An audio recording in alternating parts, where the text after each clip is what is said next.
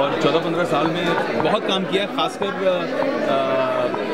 Cancer के awareness spread करने के लिए, एंटी टोबैको मूवमेंट को खासकर यूथ में एक मैसेज संदेश पहुंचाने के लिए, हेल्थ की अवेयरनेस करने के लिए, फैमिलीज़ तक इस बात को पहुंचाने के लिए। उसके अलावा जो हमने साथ में मिलके पीडियाट्रिक कैंसर के लिए काम शुरू किया, जहाँ पे मुझे बहुत बुरा लगता था जब मैं छोटे बच्चे देखता था, गरीब किसानों के बच्चे गांव-गांव से आते थे, उनके पास पैसे नहीं होते थे अपनी ट्रीटमेंट कराने के लिए। उनके परिवारों से जब मैं मिलता था टाटा मेमोरियल हॉस्पिटल में, तो वो बताते थे कि हम घर पे सब कुछ गिरवी रख के आए हैं, ज़मीन गिरवी रख के आए हैं, घर गिरवी रख के आए हैं, जेवर गिरवी रख के आए हैं, और उनको श्योरिटी नहीं थी कि हमारा बच्चा बच पाएगा कि नहीं बच पाएगा। कैंसर चीज़ ही ऐसी है कि पढ़े लिखे लोग, बड़े घरों से लोग जब सुनते हैं इसके बारे में, अपने परिवार में किसी को होता है तो वो भी डर जाते हैं। तो आप सोचिए गरीब परिवार पे क्या बीतती है। तो हमने इसके अंदर एक मुहिम चलाई, और पिछले 15 सालों में ऊपर वाले की कृपा से, बहुत सारे डोनर्स की मदद से, बहुत सारे अच्छे डॉक्टर्स की मदद से, कैंसर पेशेंट्स एड एसोसिएशन ने 2.5 लाख से ज़्यादा बच्चों की मदद की है, 2.5 लाख। मुझे लगता है हमने इसको ऑफिशियल किया नहीं है, लेकिन मुझे लगता है कि शायद दुनिया में कोई ऑर्गेनाइजेशन है सिंगल जिसने इतना बड़ा टारगेट अचीव किया है पूरे देश में। ऐसी कौन सी चीज़ है जो आपको इंस्पायर करती है इतने अच्छे काम करने के लिए? मेरा सबसे पहला association cancer patients aid association से शुरू हुआ, और मुझे याद है कि मेरी जीवन में लाइफ में अप्स एंड डाउन सबके होती हैं। Everybody has good days and bad days. कभी आपका अच्छा पीरियड चल रहा है, कभी आपका बुरा पीरियड चल रहा है। जब अच्छा पीरियड चल रहा होता है तब हम कभी ये नहीं कहते हैं कि मेरे साथ ऐसा क्यों हो रहा है। हम ये क्यों नहीं पूछते हैं, कभी नहीं पूछते हैं भगवान मुझे लाइफ में अच्छी प्रगति क्यों दे रहे हो आप, सक्सेस क्यों दे रहे हो आप। लेकिन जब लाइफ में आपको प्रॉब्लम्स आती हैं, फेलियर आता है, हार्ट ब्रेक होता है, दर्द होता है, तब आप बोलते हो मेरे साथ ऐसा क्यों हो रहा है।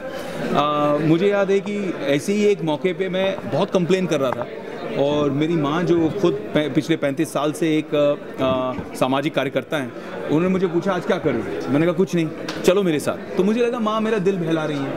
मुझे टाटा मेमोरियल हॉस्पिटल ले गई, और चिल्ड्रंस विंग में, पीडियाट्रिक विंग में मुझे बच्चों से मिलाने ले गई। और वो दिन जो मैंने स्पेंड किया बच्चों के साथ में, उस दिन मुझे 2 चीज़ें ऐसी बहुत बड़ी सीख मिली ज़िंदगी में। पहली सीख ये मिली कि जब मैंने देखा कि मैं अपनी प्रॉब्लम्स के बारे में इतनी बातें कर रहा हूँ, ये 5 साल, 6 साल, 7 साल के बच्चे बाल उड़ गए हैं कीमोथेरेपी से, आंखें लाल हो गई हैं, और फिर भी मुस्कुरा रहे हैं और बोल रहे हैं कि ठीक है भैया हम ठीक हो जाएंगे। विश्वास है उनमें, वो बिलीफ है, होप है। जब मैंने वो देखा तो मुझे लगा मुझे कोई हक नहीं है लाइफ में किसी भी चीज़ के बारे में कंप्लेन करने की। और दूसरी चीज़ मैंने जो सीखी कि एज एन एक्टर ईश्वर ने आपको एक ऐसा वरदान आप मानिए दिया है कि आप लोगों को कितना भी दर्द हो, आप उनका दर्द कम कर सकते हैं। उन बच्चों से आप जब खेलते हैं, बात करते हैं, उनके लिए आप खिलौने ले जाते हैं। मैं रेगुलरली अब पिछले 15 सालों से अपना जन्मदिन कैंसर पेशेंट्स और सर्वाइवर्स इनके साथ में मनाता हूँ।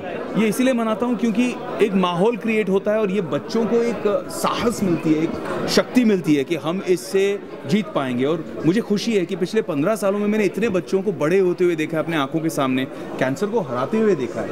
वो मुझे मेरे लिए लाइफ का एक बहुत बड़ा अचीवमेंट है। ऊपर वाले ने बहुत सारे अवार्ड्स दिए हैं, बहुत इज्जत दी है, बहुत शान शोहरत सब कुछ दिया है लाइफ में, लेकिन मुझे अगर पूछें तो मेरे लिए मेरे सबसे बड़े अवार्ड्स ये हैं। सर, ये you feel that this is also genetic also, and any turning point where you really felt कि उस वक्त ऐसे कुछ था कि जहाँ पर आप बहुत से सोशल काम कर रहे हो, आप ब्लड डोनेशन ड्राइव है, कैंसर अभी हाल ही में आपने ऐसे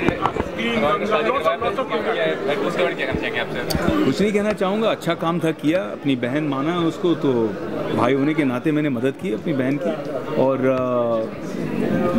ऐसा ही होना चाहिए।